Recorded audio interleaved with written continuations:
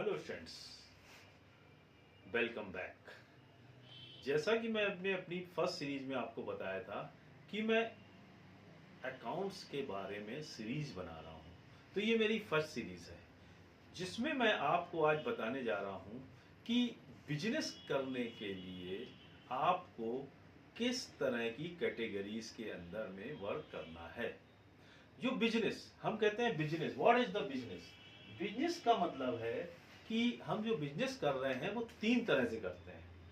First, proprietorship. Second, partnership. And third, companies. Proprietorship की means यदि कोई भी पर्सन अकेले कोई बिजनेस करता है, individual single person, it's called proprietorship. और यदि more than one means minimum 2 और मैक्सिमम 50% मिलकर एक साथ कोई बिजनेस करते हैं, it's called partnership. Partnership act 1932, जिसमें कम से कम 2% होना चाहिए, और नया अमेंडमेंट के अकॉर्डिंग मैक्सिमम लिमिट 50 की गई है।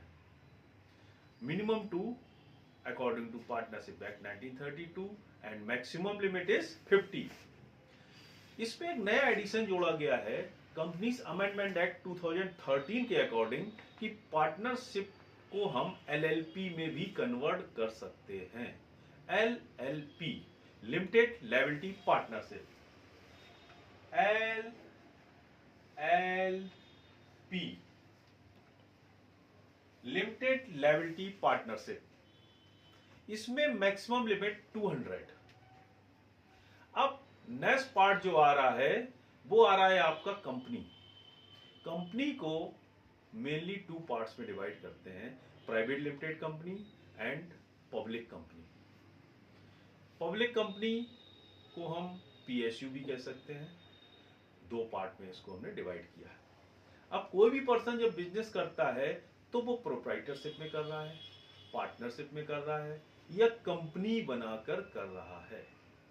अब मैं आपको एक चीज बताना चाहता हूं कि किसी भी फर्म या पर्सन के आगे अगर कंपनी वर्ड लिखा हुआ है, इसका मतलब ये नहीं है कि वो कंपनी है, क्योंकि कंपनीज एक्ट 2013 के अकॉर्डिंग कंपनीज के साथ साथ प्राइवेट लिमिटेड और लिमिटेड वर्ड भी मेंशन होना चाहिए, तभी वो कंपनीज होती है। और कंपनी बनाने के लिए आपको आरओसी, रजिस्ट्रार ऑफ कंपनीज के ऑफिस में अप्लाई करना पड़ता है अपने नेम के लिए, तब जाके आपको वहां से परमिशन मिलती है और आपका रजिस्ट्रेशन होता है आरओसी, रजिस्ट्रार ऑफ कंपनीज के ऑफिस में, तब आप एक कंपनी रन कर सकते हो।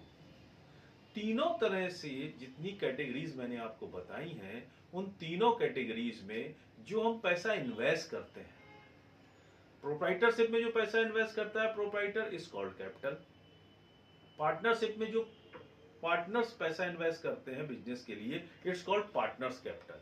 एंड कंपनी में जो पैसा इन्वेस्ट होता है, इट्स कॉल्ड शेयर कैपिटल। इन तीनों के बारे में विस्तार से मैं आपको बताऊंगा।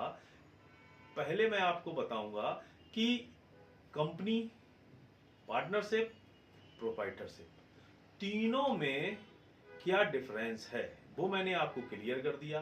अब मैं बताने जा रहा हूं कि पर्सन और बिजनेस, चाहे वो प्रोप्राइटर हो, पार्टनरशिप हो या कंपनी, दोनों अलग होते हैं। अब आप सोचेंगे पर्सन और प्रोप्राइटरशिप अलग कैसे हो गए? क्योंकि पर्सन ने क्या किया कि पैसा इन्वेस्ट किया एक बिजनेस में, तो जो हम अकाउंट्स मेंटेन करेंगे वो पर्सन के यहां अलग होगा और उस बिजनेस का अकाउंट अलग मेंटेन होगा। क्योंकि जब हम जनरल एंट्रीज पढ़ते हैं, तो जब बिजनेस स्टार्ट किया जाता है तो फर्स्ट एंट्री होती है कैश और bank account debit to capital account. इसका मतलब कि फर्म, बिजनेस, चाहे वो प्रोप्राइटर हो, पार्टनरशिप हो या कंपनी हो, वो अपनी बैलेंस शीट जब बनाती है तो बैलेंस शीट के 2 पार्ट होते हैं, लायबिलिटी और एसेट्स।